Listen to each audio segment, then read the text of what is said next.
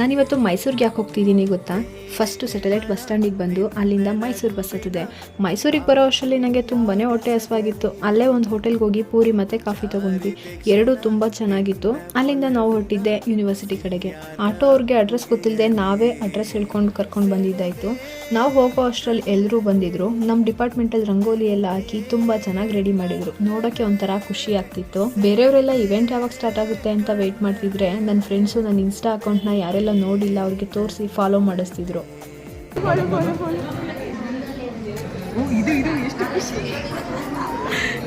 ಆಮೇಲೆ ಸ್ಟಾರ್ಟ್ ಆಯಿತು ನೋಡಿ ನಮ್ಮ ಈವೆಂಟ್, ಮೀಟ್ ದ ಮೈಕ್ರೋಬ್ಸ್ 4.0. ಅದಾದಮೇಲೆ ಗ್ರೂಪ್ ಫೋಟೋ ಎಲ್ಲ ತೆಗೆಸಿ ನಮಗೆ ಟೀ ಬ್ರೇಕ್ ಕೊಟ್ಟಿದ್ರು. ಈ ಟೀ ಬ್ರೇಕಲ್ಲಿ ಎಲ್ಲರೂ ಕಾಫಿ ಟೀ ಕುಡಿತಿದ್ರೆ ನಾವು ಮಾತ್ರ ನಮ್ಮ ಲ್ಯಾಬಿಗೆ ಬಂದು ನೀರು ಕುಡಿತಿದ್ದೀವಿ. ಪ್ರೆಸೆಂಟೇಷನ್ ಸ್ಟಾರ್ಟ್ ಆಯಿತು. ಲಂಚ್ ಕೂಪನ್ ಸಹ ಕೊಟ್ಟರು. ನಮ್ಮ ಪ್ರೆಸೆಂಟೇಷನ್ ಮುಗಿಸಿ ಊಟಕ್ಕೆ ಬಂದ್ವಿ. ಇವರು ನಮ್ಮ ಬ್ಯಾಚ್ ಅಲ್ಲ, ಬೇರೆ ಬ್ಯಾಚು, ಅದಕ್ಕೆ ನಮ್ಮನ್ನು ಬಿಟ್ಟು ಫಸ್ಟೇ ಊಟ ಮಾಡ್ತಿದ್ದಾರೆ. ಆ ಜಾಮೂನಂತೂ ಎಷ್ಟು ಸಲ ತೋರಿಸ್ತಾರೆ ನೋಡಿ. ಊಟ ಆದಮೇಲೆ ಎಲ್ಲರದ್ದು ಪ್ರೆಸೆಂಟೇಷನ್ ಮುಗಿಸಿ ಮತ್ತೆ ಟೀ ಬ್ರೇಕ್ ಕೊಟ್ಟರು.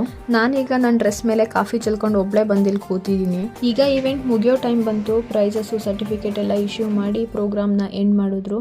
ಅಲ್ಲಿಂದ ಹೊರಟು ನಾವು ಬಸ್ ಸ್ಟ್ಯಾಂಡಿಗೆ ಬಂದು ನೋಡಿದ್ರೆ ಹಾಸನ್ ಬಸ್ ಒಂದೂ ಇರಲಿಲ್ಲ. ಅಲ್ಲೇ ವೆಯ್ಟ್ ಮಾಡಿ ಬಸ್ ಬಂದಮೇಲೆ ಮನೆ ಕಡೆ ಹೊರಟು ಮನೆಗೆ ಬಂದು ಊಟ ಮಾಡಿ ಮಲ್ಕೊಂಡೆ.